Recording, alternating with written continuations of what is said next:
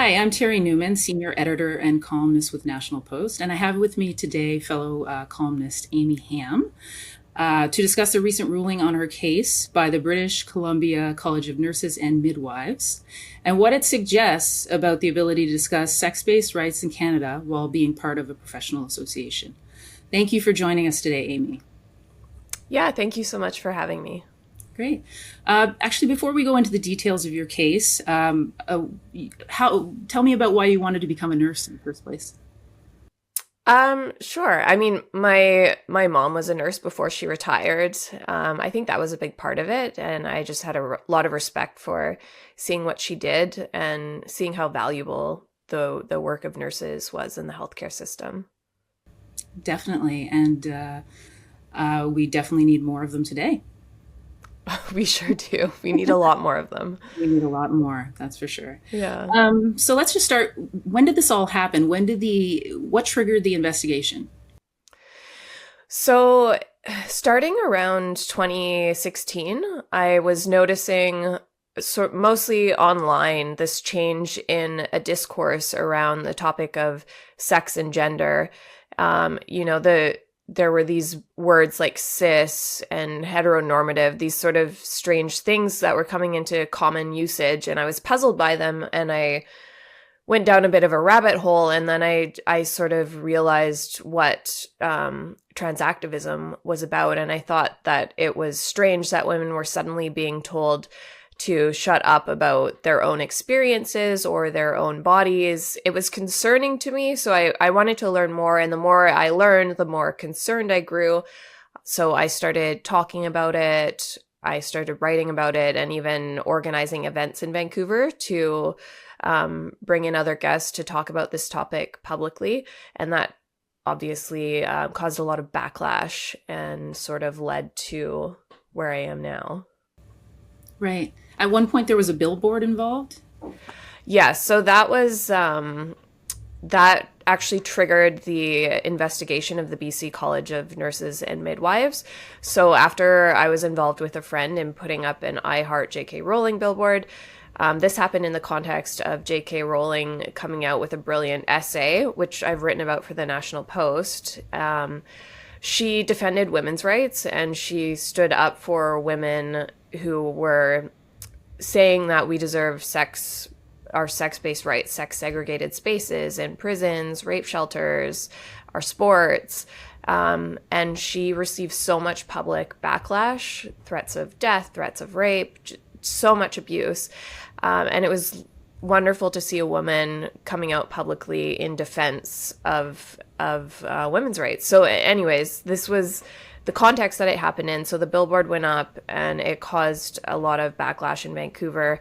So I had already kind of been on the radar of these activists, and they knew that I was a registered nurse. So at that point, they started submitting complaints to my college. And, rather than the college dismissing these complaints as coming from the public, not from patients, I've never had a patient complaint in 13 years of nursing.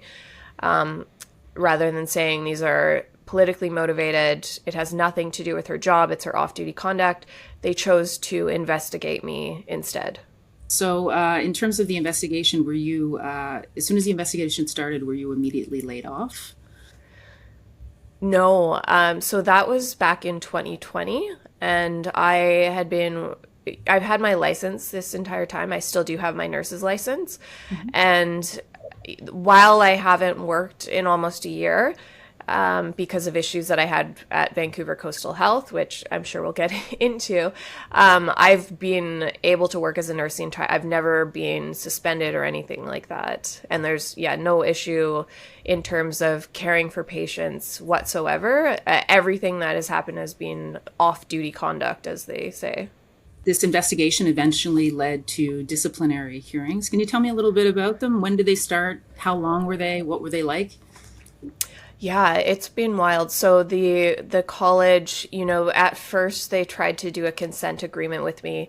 It was a little bit of a slap on the wrist, a 2-week suspension, social media training, which, that sounds a lot like what Jordan Peterson was dealing with his College of Psychologists in Ontario. But the kicker for me was they wanted me to sign a statement of facts, and the facts were not facts. I had to publicly admit that I had been transphobic or said hateful things, and I simply wasn't willing to do that. So I refused, and instead I was subjected to this disciplinary hearing that happened over 2 years, and there were 22, either 22 or 23 hearing days scheduled. So it was very, very lengthy, long. I've said this before, longer than a murder trial. And it just felt so absurd the longer it kept going on, expert witnesses. And then after it concluded, almost a year to the day to even get the guilty ruling. And a lot of this was just for simple things like, let me know if I'm framing this properly, just women having segregated spaces, bathrooms, change rooms, the language being kind of pushed into the field, I'm assuming as well, and, being forced for you to sign a statement like that. Yeah, and the decision that ruled that I was guilty of unprofessional conduct contains the same sort of language that you see used by trans activists, where they talk about like the heteronormative and binary language in healthcare. It's all, and the ruling even said that the mere act of advocating for female sex segregated spaces, if you are excluding from female or woman men who identify as women, then that in and of itself is derogatory and discriminatory.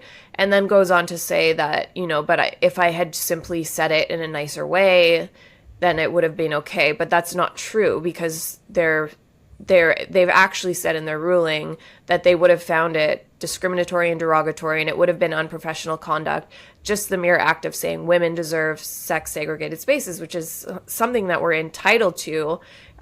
Sex is a protected characteristic in the Canadian Charter.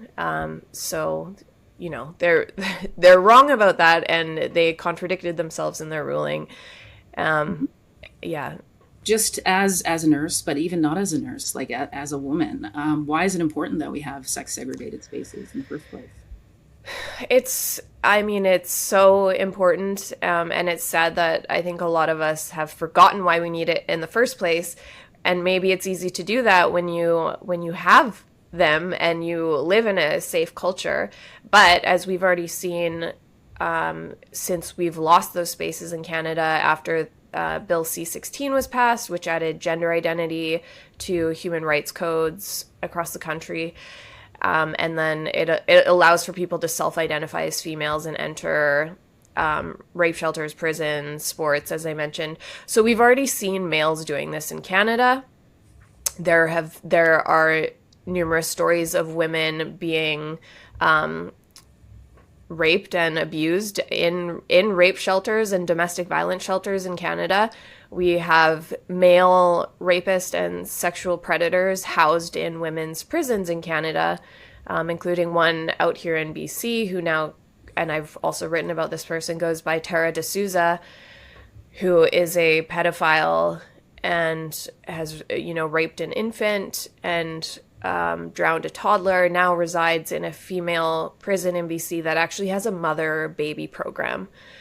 These are just horrific things that are happening, and you can't, men and women are different, and we have different patterns of criminality, different types of offending, and you really can't deny that there's a reason that we had sex segregated sports and spaces in the first place, and that is for women's safety, their privacy, their dignity, and now we're seeing that come undone. Right. I think as well there was a recent case in Montreal that Pierre Poilievre had tweeted about it, a man who had killed his wife and children and then asked for female status to be transferred into Joliet. So this seems to be, there are many cases, a lot more cases than people might think of this. So it's important to bring this to the forefront. And you've created an organization that does that. Can you tell me the name of it and exactly how it got founded and what it's all about? Sure. So We go by COSBAR, which is an acronym. It's a large acronym, but it's for Canadian Women's Sex-Based Rights.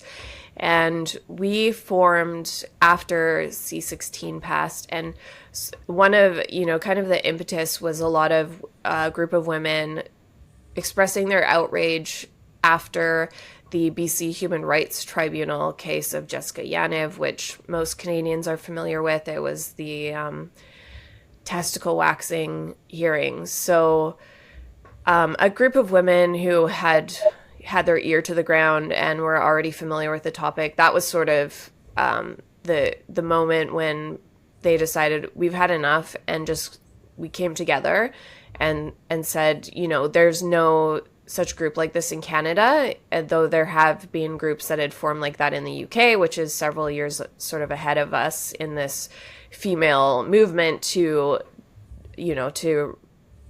get women's rights back and to protect women's sex-based rights. So Canada was behind, and that was sort of the impetus for us. So what we are is a nonpartisan and single-issue organization. We strictly advocate for women's sex-based rights, and ultimately we would hope to appeal Bill C-16 if possible.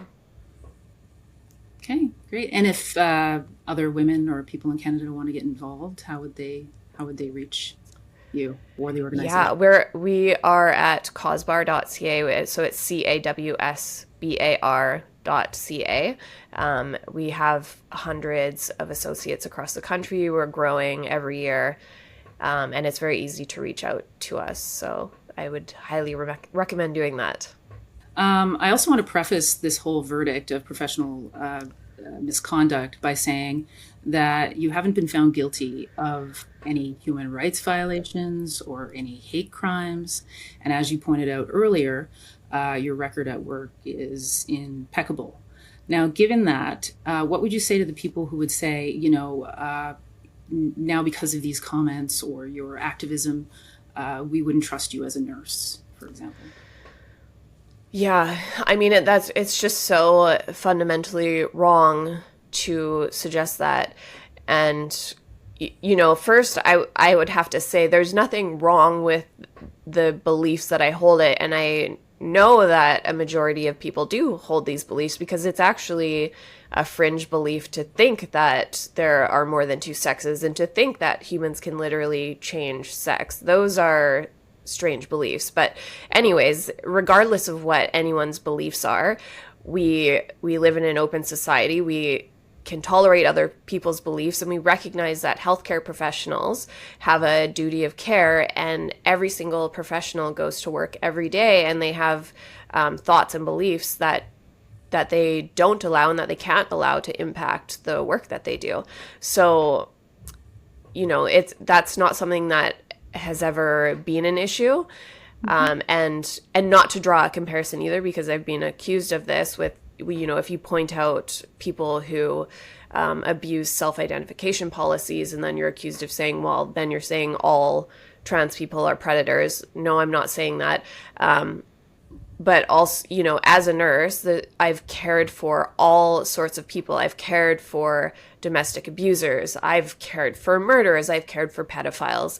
And they receive the same standard and level of care as any other patient. So, the thought that I could care for these people, and just because I think humans can't change sex, that I would be somehow dangerous caring for someone who would like to be the opposite sex. It's just so, frankly, it's just completely insane.